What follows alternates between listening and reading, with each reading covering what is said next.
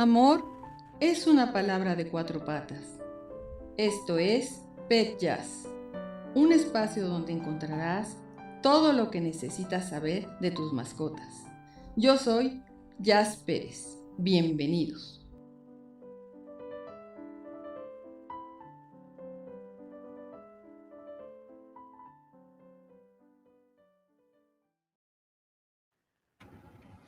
Hola amigos, buenas noches, bienvenidos. Sean ustedes, este es su programa Pet Jazz.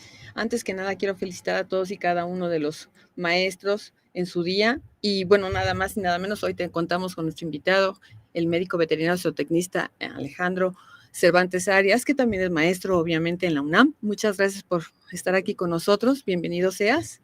Muchas gracias, al contrario, gracias por invitarme y pues gracias a la audiencia que está pendiente de esto. No, todo lo contrario. Pues bueno, vamos a hablar un poquito del doctor porque es importante saber todo. Es una cosa muy interesante, todo su currículum y su semblanza.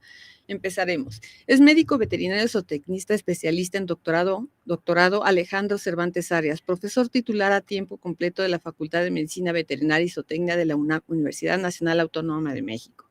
Responsable del área de oncología del Hospital Veterinario de Especialidades de la Universidad Nacional Autónoma de México. Socio fundador de la Asociación Mexicana de Oncología Veterinaria, miembro activo de Veterinarios Cancer Society en Estados Unidos, miembro de la mesa directiva del Congreso Mundial de Cáncer Veterinario WVCC, fundador y director de Veterinaria Oncology México, formación académica, licenciatura médico veterinario por la Facultad de Veterinario Zootecnista de la Universidad Nacional Autónoma de México. Ay, aquí tuve un pequeño, se movió. Especialista en medicina interna y cirugía de perros, gatos, Hospital Veterinario de Especialistas de Universidad Nacional Autónoma de México, 2006. Doctorado en mecanismos metásticos de cáncer mamario de perros, gatos y humanos, Colegio de Medicina Veterinaria, Instituto Roslin, Universidad de Edimburgo, Reino Unido, 2016. Diplomado en oncología, avalado por el Tecnológico de Monterrey y la Fundación de Elizabeth Kubler-Ross, 2021. Asignaturas que imparte: Medicina de Perros y Gatos, la licenciatura, el Seminario de Integración Clínica, Residencia de Especialidad, Biología del Cáncer de Oncología Clínica y Terapeuta Oncológico, maestría. Tutor de alumnos de especialidad, maestría y doctorado en diferentes universidades. Difusión, conferencista nacional e internacional y autor de libros, capítulos de libros, artículos científicos y de divulgación. La información pues la van a encontrar ustedes del doctor ahí en la cintilla, por si quieren, gustan comunicarse con él para poder tener un contacto más directo. Pues bueno, empezaremos con el tema que nos aqueja hoy, que es cáncer de mama en gatitas y en perritas. Bueno, doctor Alejandro, sí. Yo soy muy confianzuda y te voy a llamar de tú y Alejandro. Claro que sí, gracias. No, al contrario. ¿Cómo abordar los tumores mamarios en perritas y en gatitas? Bueno, lo primero es establecer un buen contacto con los propietarios, porque finalmente son nuestros cómplices, porque nosotros como médicos podríamos diagnosticar y proponer un tratamiento para el cáncer en general, y en este caso hablando de cáncer de mama en perras y gatas, pero el propietario es el que va a tomar las decisiones al final. Entonces, ante la pregunta de cómo hablar de esto, cómo abordar a pacientes con cáncer, es primero abordar al propietario, al ser humano, digamos, para convencerlo de que el paciente sí tiene cáncer y convencerlo de todas las estrategias que debemos hacer para apurarnos, porque igual que en humanos, es muy parecido a humanos. Mientras más pronto actuemos contra el cáncer, pues más oportunidades tendremos de poder atacarlo de la manera más eficiente posible. Esto tendríamos que obviamente partir de que nosotros como propietarios tuviéramos una relación definitivamente como se debe de tener, estrecha, y debemos de auscultar nosotros a nuestros animalitos y ante cualquier bolita o alguna cosa extraña acudir con nuestro veterinario, creo yo, ¿no? ¿O tú qué Exactamente. opinas? No, por supuesto que sí. De inicio yo siempre recomiendo que en pacientes, sean perros o gatos, en pacientes de más de 5 o 6 años de edad, vayan a su médico veterinario al menos una vez al año para revisión general y chequeo general con pruebas de laboratorio y lo que sea. Bueno, perdón, eso es en pacientes menores a 5 o 6 años. Pacientes mayores a 5 o 6 años, pues mejor cada 6 meses. Eso es lo que hacemos nosotros como veterinarios.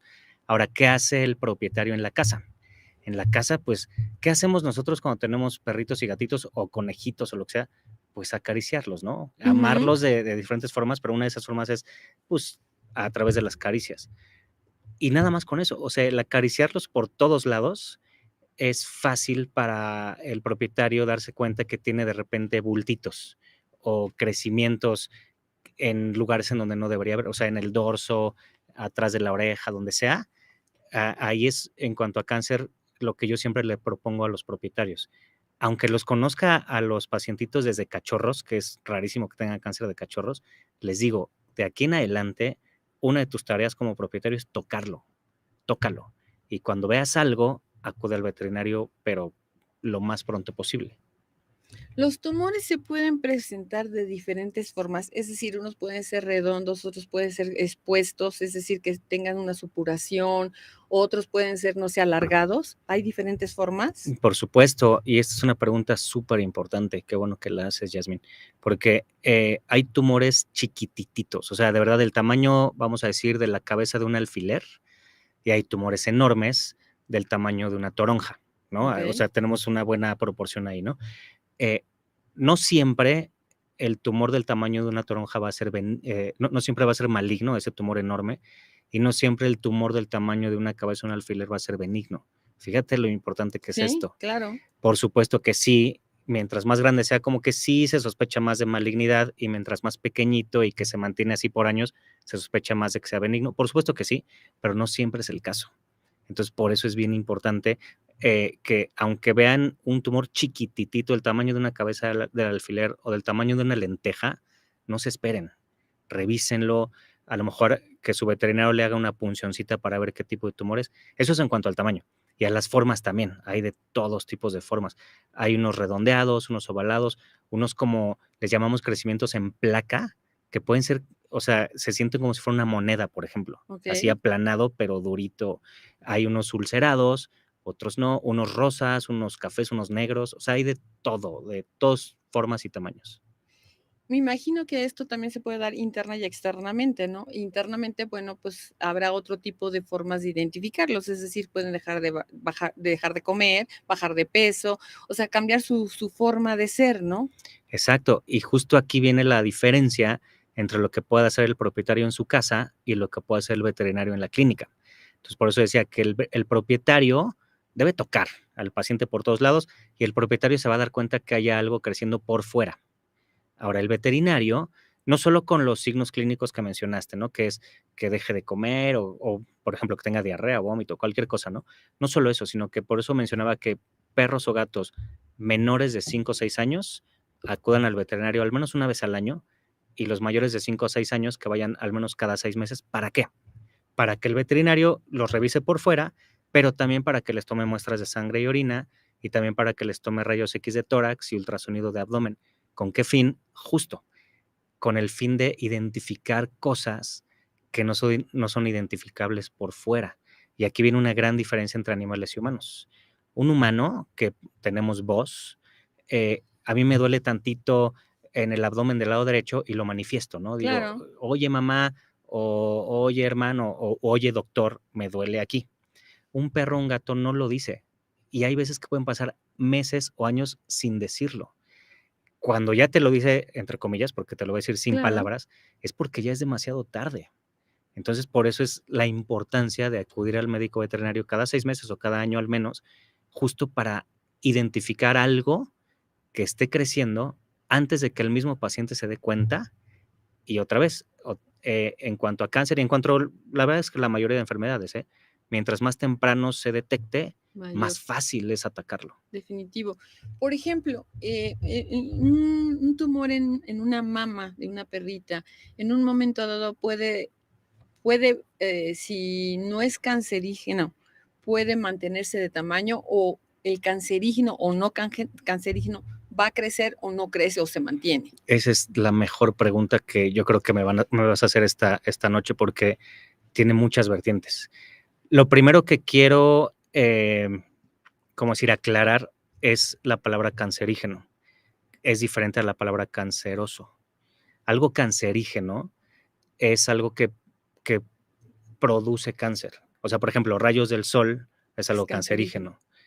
el tabaco es cancerígeno.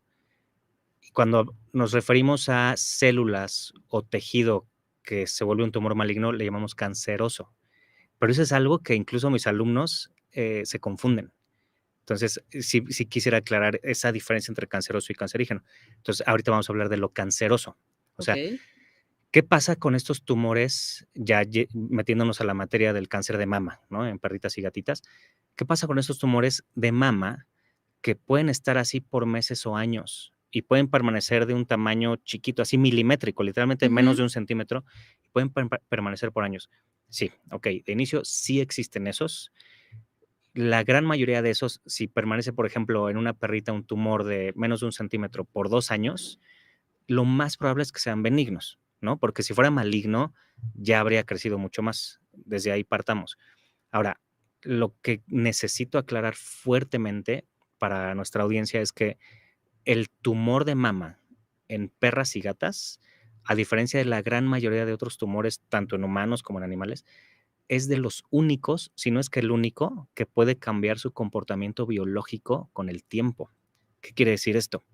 Que puede haber sido un tumor benigno y así se queda, vamos a llamarle como latente. Se Ujú. queda chiquito y sin molestar, y a la perrita o la gatita ni comezón le da, o sea, nada, ni se entera que existe algo, ¿no?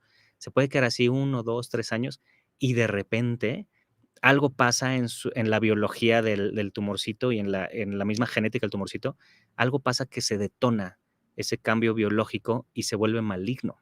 Entonces, fíjense en esto, que la importancia de atacarlo cuando es chiquito. Y yo siempre argumento eso, ¿no? Con mis clientes, ¿no? Que al final son los propietarios de mis pacientes. ¿Para qué nos esperamos? ¿No? O sea, si nos esperamos en un tumor de mama, lo único que estamos esperando es saber en qué momento se vuelve maligno y en qué momento empieza a crecer muchísimo. Y eso no es lo peor.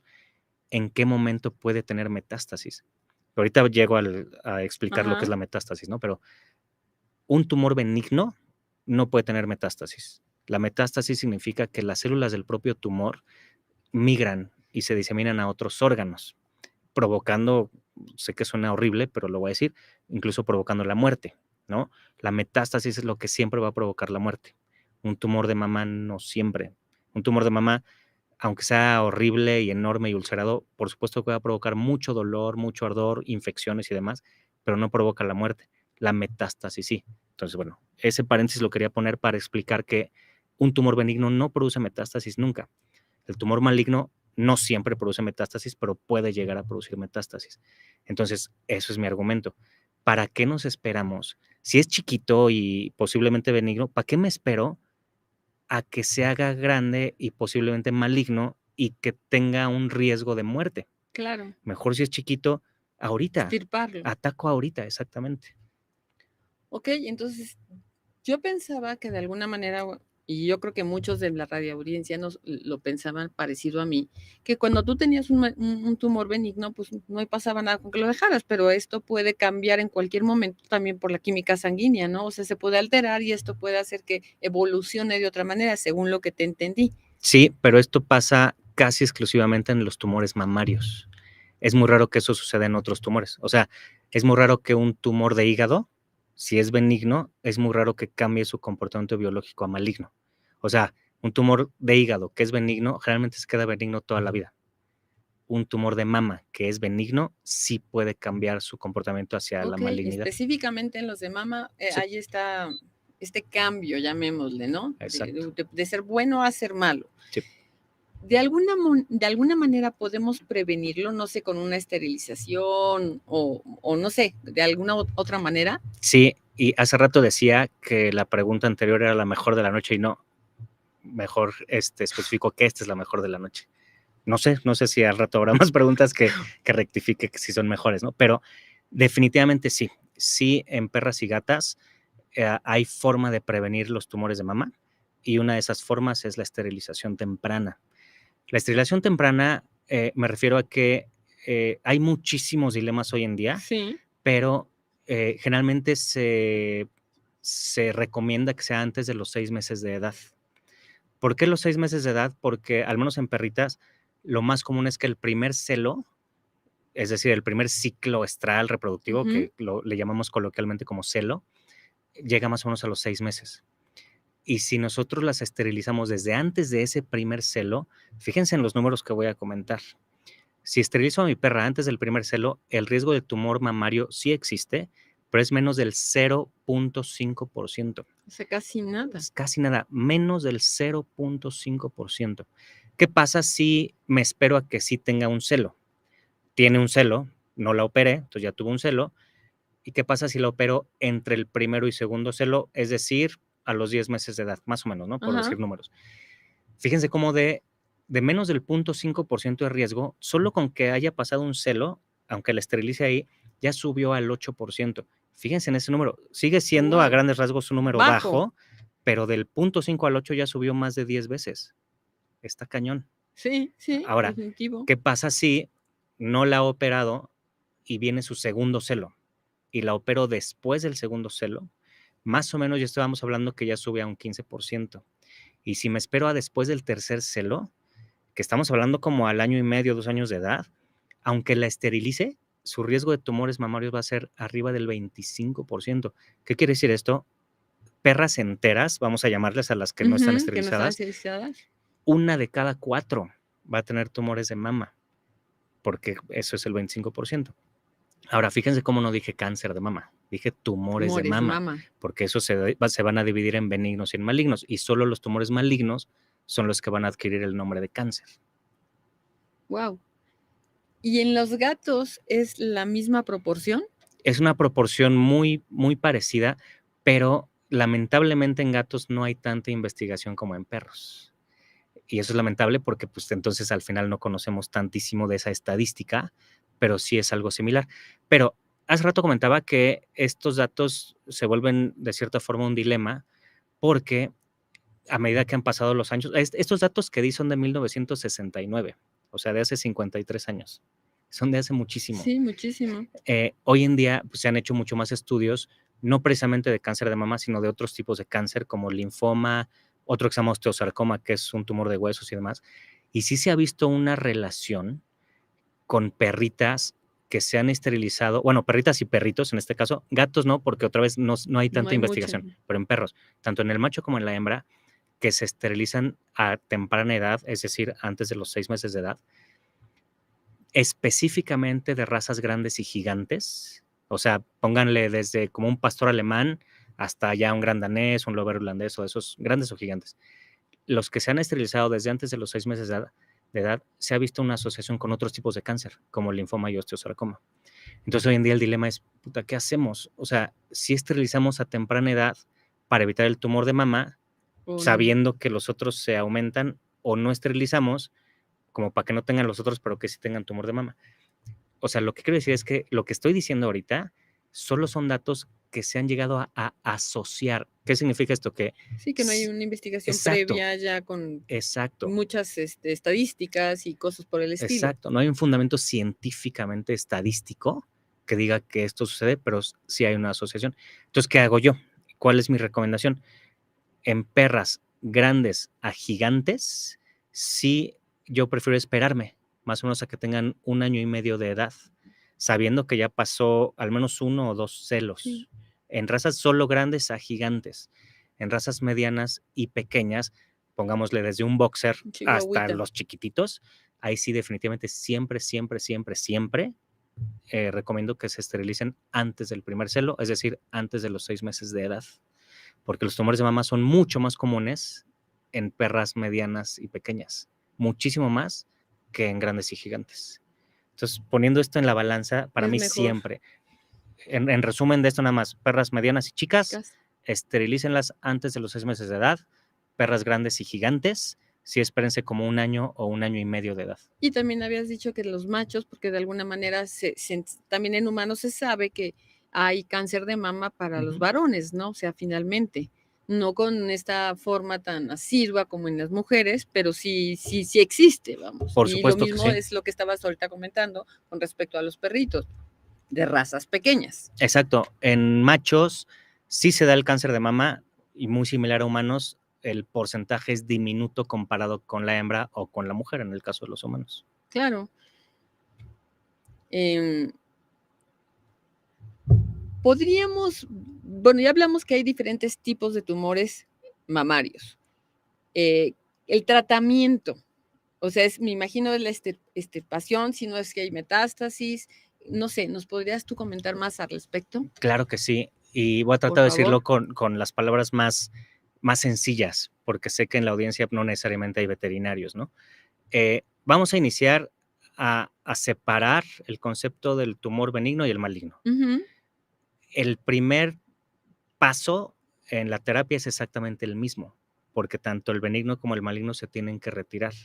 Una de las razones es una de las que ya comenté, que si no retiras el benigno, si lo dejas pasar por mucho tiempo, se puede convertir en maligno. Entonces, pues mejor opéralos de antes, ¿no? No tiene caso Pero, tenerlo. antes de pasarme a los siguientes pasos de la terapia, voy a retroceder uno, antes de la terapia. O sea, ¿qué tengo que yo hacer antes de la terapia? El tumor mamario, a diferencia de otros tumores en piel o donde sea, casi todos los tumores se pueden puncionar. Esto quiere decir que el veterinario casi literalmente con una agujita le hace una punción para obtener células Ujú. y esas células se las manda al patólogo veterinario y el patólogo nos dice qué es, ¿no? Nos da el nombre del tumor, de inicio nos dice si es benigno o maligno y nos dice pues, cómo se llama el tumor, punto. Eso sucede en la gran mayoría de tumores, pero en los mamarios no es fácil. ¿Por qué? Porque el tumor mamario, otra vez, sea del tamaño de una cabeza de un alfiler o del tamaño de una toronja, son tumores extremadamente heterogéneos. ¿Qué significa esto? Este tumor chico grande tiene hasta 5 diferentes zonas y voy a enumerarlas. Una zona puede ser tejido normal, otra zona puede ser tejido de tumor benigno, otra zona puede ser tejido de tumor maligno, otra zona puede ser tejido necrótico, que significa que hay tejido muerto, Ajá. y otra zona puede ser tejido inflamatorio. Entonces imagínate que ya sea el veterinario o el patólogo meten una agujita y aunque la redirijan en varias direcciones, valga la redundancia, pueden atinarle a todas menos al componente maligno. Entonces imagínate que el resultado sale, no, pues era un tumor benigno o era inflamación. Y entonces dices, ay, pues entonces no lo Lo ataco. dejo. Y ese es un grave error. Entonces, para que quede claro de nuevo, ahorita hablo de la terapia, pero antes de la terapia, en cualquier otro tipo de tumor que no sea mamario, puncionen los que puedan, ¿no? Los que se puedan puncionar, punciónenlos. Los tumores mamarios no hay que puncionarlos, solo van a perder tiempo y dinero. Aunque sea poquito, este estudio cuesta como $300 nada más, pero ese dinero, pues, mejor guárdenselo. Claro, Bueno, para cualquier otra cosa que se necesite. exacto. Perdón que te interrumpa ahí, pero ahí me vino una duda ahorita. Se decía hace mucho tiempo que, por ejemplo, cuando tú extirpabas o quitabas un tumor cancerígeno, de alguna u otra manera, podía ser como una poda de pasto, podía reproducir. ¿Esto es cierto? Es cierto si si se retira de manera incompleta, tal cual. O sea, si se podara, si se recortara el tumor, va a crecer rapidísimo. Y rapidísimo me refiero en días o Sacarlo. semanas. La manera correcta de retirar un tumor maligno, sobre todo, es quitarlo en bloque. Es decir, si tengo un tumor que mida 3 centímetros, por decir algo, yo necesito hacer una incisión como de 4 centímetros a la redonda, o sea, de piel, de bloque de piel, sin haber pasado sobre el tumor. Y aparte, le llamamos plano profundo. Irnos hasta abajo, incluso hasta el siguiente músculo, o sea, el músculo que quede abajo, quitarle la membranita de hasta arriba que se llama fascia. O sea, para retirar un tumor maligno no debemos, o sea, les llamamos como los pecados de la cirugía oncológica. Ujú. No debemos rasurar, no debemos mutilar, no debemos cortar sobre el mismo tumor. Tenemos que quitar todo el bloque de piel y de tejido. Tenemos algunas preguntas, Ale. Tenemos 5 preguntas y ahorita nos las van a... Aquí nos dicen, ¿se sabe algo acerca de genes asociados al cáncer de hembras en humanos? O sea, en humanos, o sea, cáncer de mujeres en humanos. Pues, me imagino que sí, porque... Creo que sí. Sí, por supuesto que sí. Hay diferentes genes que pueden detonar ciertos tipos de tumores en general. Y los tumores de mama en mujeres, que es algo muy similar en perras, recordemos que en gatas no hay mucha investigación, Ok. pero en perras es muy similar. Uno de esos genes es bueno, estamos hablando de genes derivados de hormonas, como estrógenos y progesterona, y muchos de estos tumores, tanto en mujeres como en perritas hembras, se asocian a los receptores de estos genes. O sea, un tumor en una mujer puede ser positivo a receptor de estrógenos, otro tumor puede ser positivo a receptor de progesterona, hay otros que se llaman positivos a un receptor de un factor, así se llama, factor de crecimiento epidermal humano, que sus siglas son HER2, o sea, HER2, y hay otro que es el más terrible que existe en mujeres, que se llama triple negativo. Fíjense cómo ahorita dije 3 cosas, el estrógenos, progesterona y Sí. HER2, esos son Ajá. 3 cosas.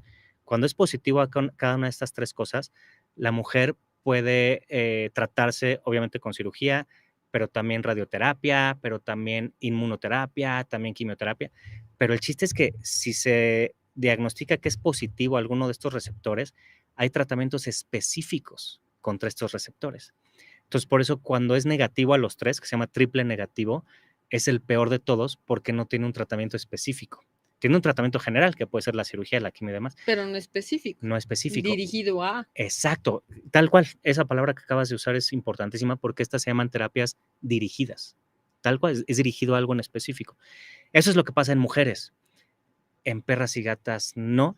O sea, en perras y gatas sí existen los mismos tipos, el positivo a este o el triple negativo, pero no hay un tratamiento específico contra ellas porque lamentablemente los países que tienen más dinero para la investigación y más dinero para desarrollar ese tipo de fármacos específicos son los países que no tienen incidencia de cáncer de mama en perras. ¿Por qué crees? Pues porque en estos países que tienen mucha lana, la cultura para tener un animalito de estos es enorme. Entonces, todos son esterilizados desde chiquititos. Entonces, recordemos que si esterilizo antes del primer celo, el riesgo de cáncer de mama es del menos del 0.5%. Entonces, estos países, para decir nombres algunos, son Estados Unidos, Canadá, Alemania, Francia, por supuesto, Reino Unido, Australia. Todos estos países que tienen esterilizaciones tempranas no tienen cáncer de mama. Entonces, ¿cómo para qué van a invertir dinero en investigarlos y en desarrollar fármacos específicos? Eso lo tendríamos que hacer nosotros, los latinos, los asiáticos, los africanos. Pero ¿qué tal que mejor, en vez de invertir en eso, invirtamos en esterilizarlas de manera temprana? Pues sí, mucho mejor, la Pues verdad, sí. y te ahorras muchísimos problemas, ¿no? Exactamente. Bueno, a los perritos y a las perritas, o sea, Sí, ambos, claro. porque finalmente le estamos también salvando la vida a los perritos, ¿no? Que yo al menos tenía la idea errónea de que no era tan importante en un momento dado esterilizar a los perritos por esta cuestión, ¿no? Si no lo decías porque no se fuera a cruzar, qué sé yo, Sí. pero no por esta razón específica. Pero en perros machos, digo, esta razón en específico no es tan, o sea, la verdad es que no es nada común. Sí se da, pero es nada común. En perros machos, lo ideal para esterilizarlos es más bien para prevenir lo que acabas de decir, ¿no? Que se crucen en la calle y demás, porque también hay tumores transmisibles, uno que se llama TBT, que son las siglas de tumor venéreo transmisible, tanto en macho como en hembra. Ese es específico de perros. Pero también en perros machos, por supuesto que también hay cáncer testicular. Entonces, pues sí, si ya no tiene testiculitos, pues ya no tendrá cáncer testicular, ¿no? Vas eliminando problemas, ¿no? Exactamente. Pues sigamos con la otra pregunta, por favor. ¿Qué tan caro es el tratamiento de cáncer de mama en específico en nuestras mascotas? ¿Es doloroso su tratamiento? Perfecto. Ahorita voy a contestar esta pregunta con algo que dejamos inconcluso hace unos minutos, que es cómo se tratan los tumores, ¿no? Sí. Entonces voy a tratar de mezclar las dos cosas. Gracias. Quedamos que antes de operarlos, que sería el primer paso terapéutico tanto en el benigno como en el maligno, no es necesario puncionar, pero sí es necesario algo importantísimo, que se llama estadificación. Estadificación significa tomarle pruebas de sangre y orina y tomarle rayos X de tórax y ultrasonido de abdomen. ¿Cómo para qué es eso? Bueno, recordamos que si son malignos, pueden llegar a tener metástasis, que significa que pueden aparecer tumores con las mismas células del tumor de mama, pero tumores en pulmones, ese sería el primer lugar, pero también puede ser en hígado, en vaso, en riñones, incluso hasta en sistema nervioso central. Entonces, por eso, antes de aventarte la cirugía, mejor primero descarta que haya metástasis. Entonces, ya que pasaste pruebas de imagen y pruebas de laboratorio, ahora sí, no hay metástasis, ya, operamos. Para operar, se puede retirar solo el tumorcito chiquito, pero la verdad es que eso ya quedó no voy a decir en el ayer, ya quedó en el antier. Eso se llamaba nodulectomía, Recuerden que estoy hablando específicamente de tumores mamarios. Sí, estamos hablando de Otros tumores sí mamarios. se les hacen nodulectomía, que es solo quitar el tumor, ¿no? Tumores mamarios ya, la cirugía más sencilla hoy en día es mastectomía. La mastectomía, hablando en perritas y gatitas, mastectomía simple es quitarle solo una glándula. Por supuesto, comparando con el ser humano, es muy diferente la anatomía de glándulas mamarias. Una perrita normal, anatómicamente normal, tiene 2 pares de cadenas, perdón, un par de cadenas, la izquierda y la derecha, y en cada cadena tiene 5 glándulas. Entonces son 5 y 5, en total 10. La gatita anatómicamente normal tiene 4 y 4, en total 8. ¿Por qué digo anatómicamente normal? Porque hay perritas y gatitas que tienen una más, una menos, ¿no? Pero más o menos son 10 en perras Una y que le 8 en llaman gatas. también ciega, ¿no? De alguna manera. Sí, puede ser. Bueno, entonces el chiste es que hoy en día, para atacar quirúrgicamente los tumores mamarios, lo mínimo que hay que hacer es quitar toda la glándula que esté afectada, la mastectomía simple. Pero hoy en día es raro que una perrita o gatita tenga solo un tumor. Realmente cuando nos llegan tienen más de un tumor y en diferentes glándulas. Entonces, el siguiente paso de cirugía sería la mastectomía regional, que es quitar 2 o hasta 3 glándulas, y otra se llama mastectomía radical, que es quitar toda la cadena mamaria de un lado, o la radical bilateral, que es quitar las 2 cadenas mamarias. Pero bueno, no me voy a meter tantísimo ya más en eso, sino que voy a pasar al siguiente paso. Una pregunta con respecto a esto. Para hacer este tipo, o sea, de quitar las cadenas en cadena, obviamente es lo que tú decías, ¿no? Hacer primero todo el estudio para específicamente no tener que volver a operar y que en un momento dado a lo mejor en la cirugía se te complique porque tienes que quitarlas, ¿no? A lo mejor ya lo ves físicamente y bajo la expertise que tengas, obviamente sabes que no es bueno, ¿no? Exacto, o sea, lo ideal es hacer las menos cirugías posibles, ¿no? Claro. Recordemos que si una perrita tiene 10 glándulas, tiene muchos chances de que le salgan tumores en otras glándulas. Entonces, si tiene 2 o 3 tumores en una misma cadena, yo prefiero quitarle de una sentada, quitarle toda la cadena. Claro. Aunque en alguna otra glándula no tenga tumores, recordemos que, bueno, no recordemos porque no lo hemos dicho, ¿no? Más bien, hay que saber que las glándulas mamarias, una tras otra, están conectadas por vasos sanguíneos y vasos linfáticos, y las células tumorales pueden viajar a través de esos vasitos. Entonces, aunque, por ejemplo, si una perra tiene 5 glándulas de un lado y están afectadas 3 de esas glándulas, si yo quito esas 3 glándulas, yo estoy casi seguro que en algún momento en las otras 2 de ese mismo lado le van a salir. Entonces, ¿por qué no mejor en la primera cirugía ya le quité todo, no? Pero bueno, ese es el primer paso, la cirugía. Después viene, ¿qué onda? ¿Le doy quimio o no? Es un dilema, a veces difícil, pero a veces que es sencillo. De inicio, si quito todas, bueno, los tumores por mastectomías o lo que sea, siempre se tienen que mandar al laboratorio. Siempre, siempre, siempre se van al patólogo. El patólogo ahí nos dice, ¿sabes qué? Eran benignos, puta, pues hagamos una fiesta, ¿no? No es cáncer, vientos, vas a vivir padrísimo todo el resto de tu vida. Si el patólogo nos dice, es maligno, ok, vamos a ponerle apellidos a esa malignidad, porque hay tumores malignos de bajo grado, tumores malignos de grado intermedio y otros de alto grado. Y ahí es súper diferente y esto es muy similar a en humanos. Hay cáncer de mama de muy bajo grado que hay veces que con solo cirugía ya le ganaste y vas a vivir toda tu vida perfectamente bien. Vamos a poner totalmente el extremo, ¿no? Hay tumores malignos de mama, hay cáncer de mama de un grado altísimo con un potencial de metástasis altísimo. Y en eso radica si damos quimios o no. O sea, si quitamos el tumor y resulta que sí era cáncer, sí era maligno, pero de muy bajo grado, con muy bajo riesgo de metástasis en veterinaria, no damos quimio. Si yo veo que, de acuerdo a lo que me diga el patólogo, si el cáncer es de un grado moderado a arriba en cuanto al riesgo de que a la larga pueda tener metástasis, ahí meto la quimio. Ya casi llego a contestar la pregunta de cuánto cuesta, ¿eh? La quimio, ¿cuál es el objetivo de la quimio? Retrasar el tiempo en el que llegue la metástasis. Y aquí es importante aclarar esto, que es igual que en humanos. Si ustedes saben, voy a decir algo terrible, pero pues algo sabido, ¿no? Muchos humanos con cáncer pues terminan falleciendo. Sí. Hay algunos que se salvan, ¿no? Afortunadamente, pero muchos terminan falleciendo. Fallecen en su gran mayoría por metástasis, por culpa de la metástasis. ¿Qué quiere decir esto? Que hoy en día en el mundo, ni para medicina humana ni para veterinaria, no existe un fármaco ni ninguna estrategia que detenga la metástasis. Hay estrategias para que progrese más lento y hay estrategias para que se tarde más en llegar. Pero una vez que llega, no hay nada que la detenga. La quimio lo que hace es que se tarde más en llegar, pero es muy probable que llegue.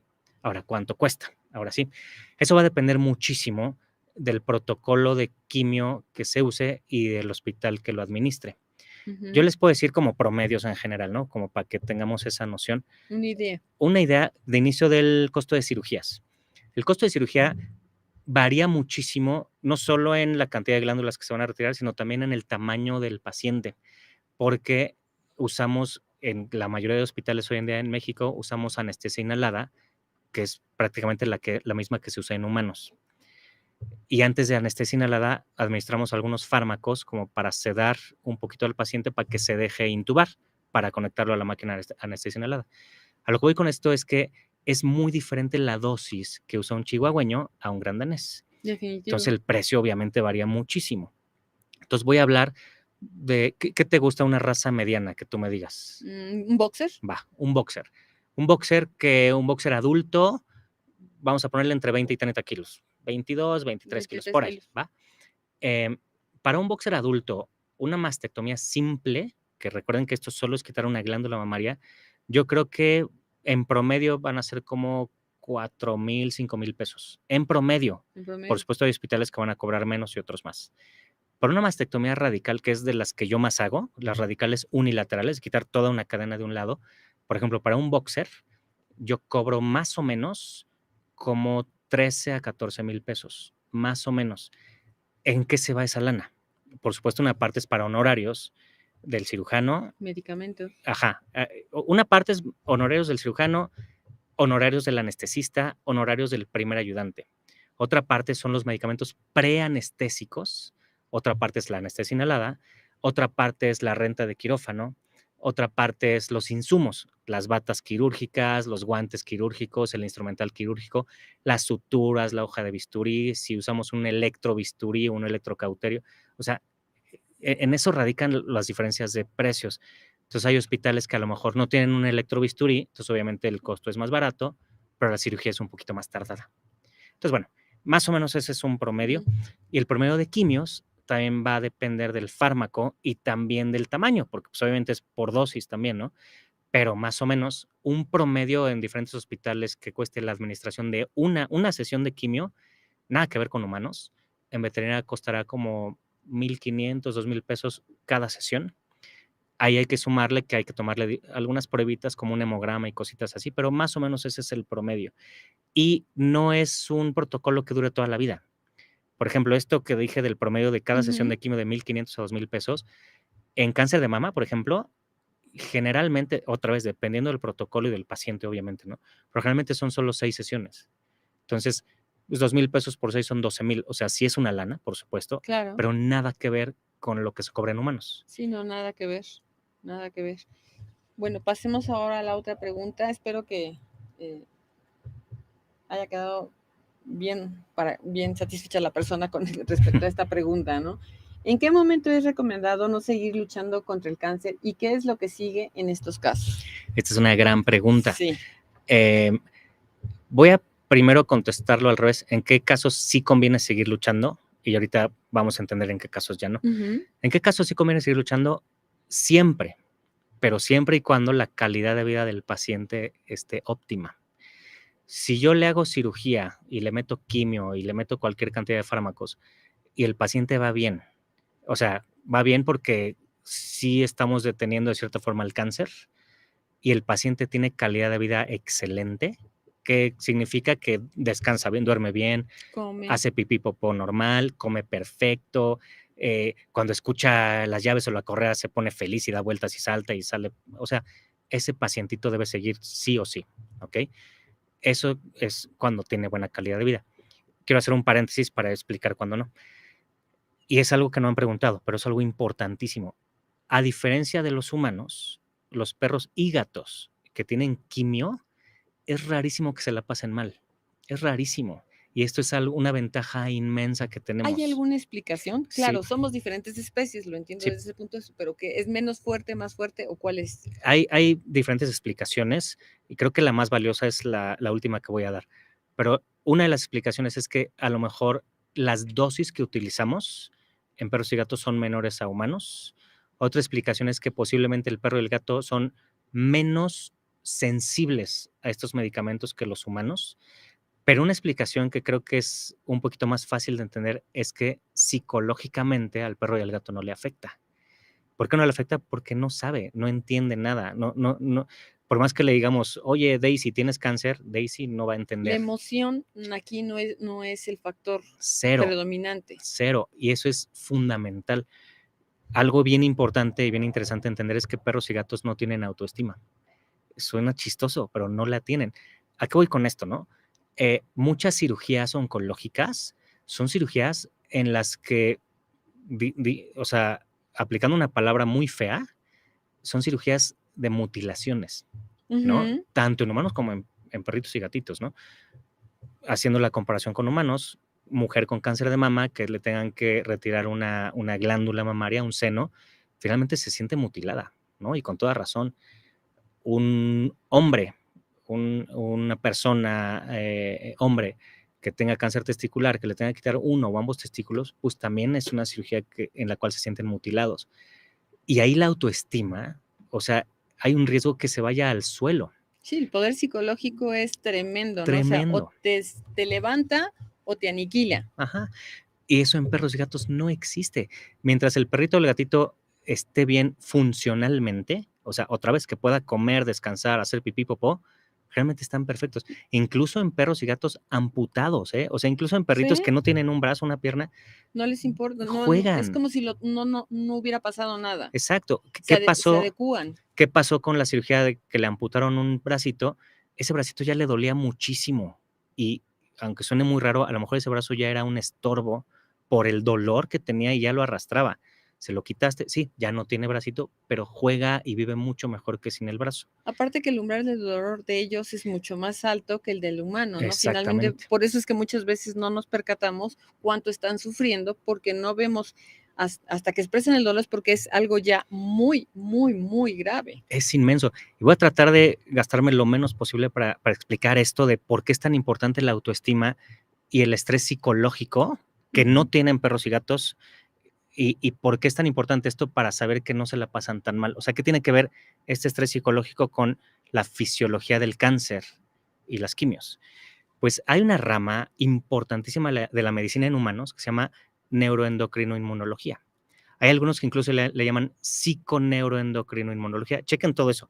Voy a tratar de separar las palabras de neuroendocrinoinmunología. Neuro habla, pues, obviamente, del sistema nervioso y por donde, pues, obviamente, captamos por sistema nervioso central el estrés de las diferentes formas posibles, ¿eh? Enojo, tristeza, coraje, decepción, frustración, miedo, todo eso. Ujú. Una persona con cáncer tiene todo eso, o puede pasar por cada etapa, ¿no? Ahí entra la parte neuro. Ahora la parte neuroendocrino. Endocrino significa el sistema hormonal y glandular del cuerpo. Y en este caso, seguramente alguno de la audiencia, sabrá cuál es la que coloquialmente le llamamos la hormona del estrés. Ese es el cortisol. ¿Qué pasa cuando nos entra mucho estrés? Nuestro cuerpo aumenta los niveles de cortisol. Así Sube es. muchísimo el cortisol por nuestras glándulas suprarrenales, que en animales les llamamos adrenales, pero es el mismo cortisol. Sube esa hormona del estrés y ahora vamos a la inmunología. Neuroendocrino, ya dijimos, ahora inmunología. Cuando sube tanto el cortisol, de cierta forma, por decirlo de la manera más sencilla, el cortisol compite contra nuestro sistema inmune, nuestro sistema de defensas. Entonces sube el cortisol y de cierta forma baja nuestras defensas. Todo eso hace el estrés en humanos. Y un humano con cáncer que se estrese y le bajen las defensas, pues las defensas de cierta forma estaban protegiendo un poquito, con lo que podían, protegiendo contra el cáncer. Ahora, bájalas a cero, Se pues el cáncer detona. se detona mucho más. Ojo, no quiere decir que el estrés produzca cáncer, para nada. Quiero decir que ya el paciente que ya tiene cáncer, si tiene mucho estrés, tiene ese riesgo. Entonces, perdón por todo este choro, pero el chiste es que Sí, perros y comprenderlo. gatos no tienen esa parte.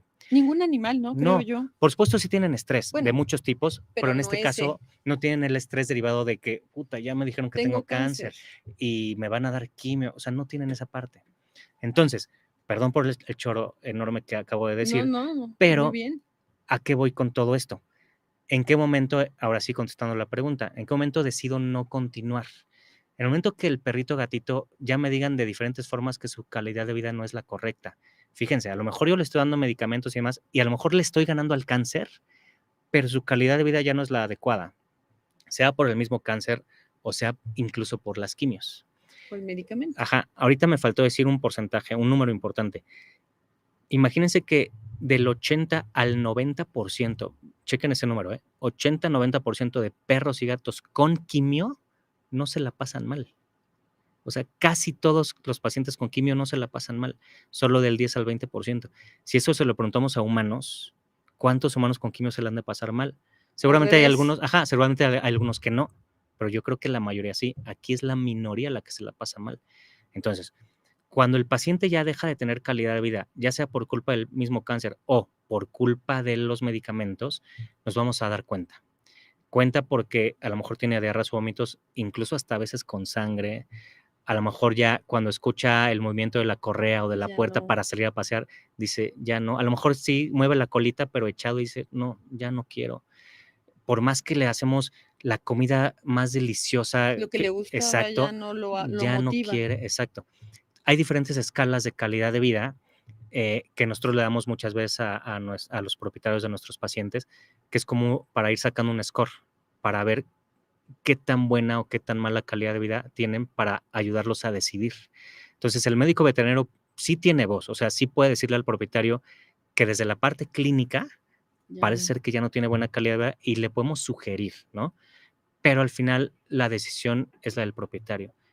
Y la decisión del propietario, la verdad, en este caso siempre va a ser la correcta, porque un veterinario oncólogo como yo a lo mejor conozco al pacientito desde hace un mes o desde hace 2 años, no lo sé, pero el propietario a lo mejor lo conoce desde hace 15 años. De toda su vida. Entonces, el que sabe realmente es el propietario. Entonces, hay que apoyarlo en cuanto decida eso. Déjame hacer un énfasis y de verdad felicitarte porque finalmente eso que acabas tú de decir es muy importante y es lo que marca la diferencia. Creo que nos van a quedar muchísimas preguntas en el tintero, el tiempo se nos ha ido como agua, de verdad, o sea, me quedan, bueno, las preguntas, la verdad, las que yo tenía 20 preguntas, de hecho, creo que 2 de esas, las demás salieron en la charla, y otras que estamos también dejando aquí al aire, te comprometo, Alec, por favor, para que nos vuelvas a venir a seguir con este tema que es muy interesante, y yo creo que ayudaría mucho a la audiencia, y nos centraría a muchos dueños propietarios, tutores, como nos querramos llamar, de nuestros pequeños perrijos, para este tema. Pues bueno, me queda ya muy poquito tiempo, radio audiencia, no sé si pudiéramos en 5 minutos, bueno, en 1 minuto contestar a lo mejor una siguiente pregunta. A ver, Dani, que es nuestro ingeniero de cabina. Válgame Dios, esto está gigante. Hay controversia entre castrar a una hembra antes de su primer celo para evitar tumores en glándula mamaria o esperar a que pase el primer celo. ¿Cuándo es el mejor momento? Eso, bueno, creo que lo contestamos al principio. Sí. Y si no, bueno, no sean malos, pueden regresar un poquito o volver a ver el programa posteriormente y ahí van a contestar la pregunta. No es porque no la querramos contestar, sino es por escasez de tiempo. Yo te quiero de verdad, bueno, agradecer infinitamente aquí tu presencia. La verdad es un tema muy interesante. Te agradezco de verdad y quiero darte este pequeño detallito de Pet Jazz, que es una insignificancia, pero con mucho cariño, agradeciendo tu presencia aquí con nosotros, ¿sale? Y no, de verdad, no crean que no vamos a dejar este programa así, porque hay muchas cosas que todavía tenemos por terminar. Y bueno, les quiero comentar que próximamente el lunes vamos a tener, me da pena de verdad hasta cortar el programa así, pero desgraciadamente no tengo más tiempo.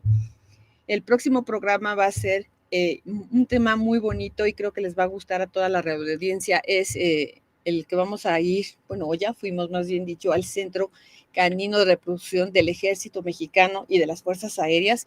De verdad, no se lo pierdan, está padrísimo, yo lo gocé, la verdad es que nada más tenía tiempo para unos minutos y casi me les pongo ahí mi tienda de campaña porque la verdad amé ver tanto cachorrito, ver tanta cosa tan bonita y pues no sé, nada más sale ya dicho esto para que no se me sepan qué va a pasar. Un pequeño resumen nada más de lo que vimos, no les des más para que tengamos... Sí. Perfecto. Bueno, de inicio, muchas gracias por la invitación, gracias por el reconocimiento. A manera de pequeño resumen, y contestando esto último que ya habíamos dicho, pero pues, es parte del resumen, sí, perritas y gatitas, lo ideal es esterilizarlas a la edad más temprana posible. ¿Qué significa la edad más temprana posible? En perras de talla mediana y pequeña, o sea, de boxer para abajo, vamos a ponerle, esterilicen antes del primer celo, que significa más o menos antes de los 6 meses de edad. En perras grandes y gigantes, esterilicen más o menos cuando tengan entre 1 año, año y medio de edad. Esa es la forma más sencilla de prevenir los tumores de mama. Seguimos con el resumen. Los tumores de mama pueden ser benignos y malignos. Esto no lo podemos saber antes de operar. Todos los tumores de mama se tienen que operar, benignos o malignos. ¿Por qué? Porque si el benigno no lo operamos, aunque sea chiquito, puede pasar un tiempo en el que cambie su comportamiento biológico y se vuelva maligno. ¿Cuál es la diferencia entre el benigno y el maligno? El benigno se queda ahí en el mismo lugar, el maligno puede diseminarse a otros lugares, que es lo que se llama metástasis. Y dicho con palabras horriblemente fuertes, la metástasis mata. El tumor primario no siempre. Y esto es igual en mujeres. El tumor de mama puede doler, puede ser horrible, puede arderles, puede ser muy inflamatorio, les puede provocar muchísimo malestar e incomodidad, pero generalmente el tumor de mama no va a matar a la persona, la va a matar la metástasis. Esa es la diferencia entre el benigno y el maligno. Maligno, metástasis, benigno, no. Y esterilicen. Esa es la gran diferencia entre un país como el nuestro, que no tiene todavía, si bien está creciendo la cultura y la conciencia, por supuesto que sí, todavía nos falta mucho. Y países mucho más desarrollados en ese aspecto, es de verdad extremadamente raro ver una perrita o una gatita con cáncer de mama. Solo les quiero poner un ejemplo. En uno de nuestros congresos de la Asociación Mexicana de Oncología Veterinaria, normalmente invitamos a ponentes internacionales, ¿no? Generalmente de este tipo de países mucho más desarrollados. En uno de ellos, que una ponencia fue de cáncer de mama, que obviamente fue impartida por un doctor mexicano, un oncólogo veterinario de Estados Unidos y uno del Reino Unido estaban impactados con las fotos de perritas con cáncer de mama en México. Decían, es que eso nunca lo hemos visto en nuestras vidas. ¿Por qué? Porque allá esterilizan desde chiquitas. Entonces, ese yo creo que sería mi punto más importante, que es una de los comentarios más importantes que hiciste, Yasmín. ¿En qué momento hay que esterilizar? Pues esa es la respuesta. Pues muchas gracias, Ale. Y bueno, querida radio audiencia, si gustan, pueden encontrarnos en Facebook como Pet, Amor por los Animales, Pet Jazz, y también en Instagram, petjazz_love. Bueno, querida audiencia, pues yo me quedé también aquí con muchísimas preguntas, muchas dudas, y me hubiese dicho, pero bueno, el tiempo se nos acaba. Deseo que tengan una excelente noche y gracias por estar aquí con nosotros. Bye, bye, amigos. Gracias, hasta luego. Gracias, Ale.